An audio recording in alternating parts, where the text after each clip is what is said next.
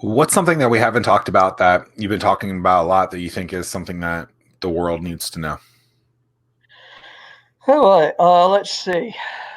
I think that borrowers that have PPP need to delay applying. We've already talked about that, but also one of the quirks of the interface between EIDL loans and PPP loans is one that needs to be fixed, and that is right now, if you got an EIDL advance, what a lot of people call a grant or first advance, it does not have to be repaid as part of an EIDL loan. But if you have that, that amount will be deducted from your PPP forgiveness amount.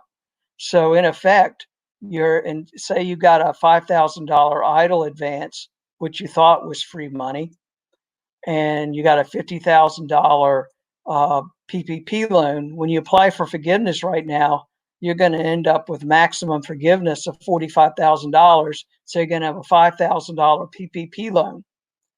So in effect, the SBA is taking the money out of the EIDL pocket and putting the debt into the PPP pocket. That's a little known wrinkle that has been discovered, if you will, in the last couple of weeks. Those are just a couple of things that come to mind. Do you think they'll address that wrinkle? Yeah, there's some talk about it, but again, it goes back to, is it something that can be changed by a policy update, or is it something that has to be changed by legislation? And I don't know the answer to that. I hope it's by policy update, and if so, then it could be done, expeditiously, as well as be done in a way that's lender friendly and borrower friendly. If it's done from a political perspective, who knows how it's going to end up reading. Yeah, I mean, it's tough because when all this stuff was initiated and released, I mean, it was a sprint. It was a mad dash to get applications in as fast as you could, or else you would lose your opportunity. Right. And now we're left holding the bag, not knowing what to do.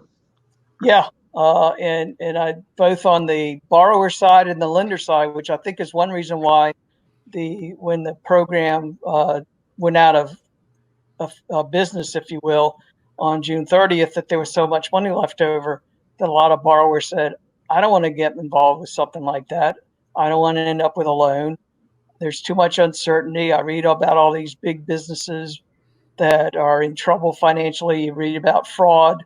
So a lot of small business owners just said, I just don't have the time. I'm trying to keep my doors open.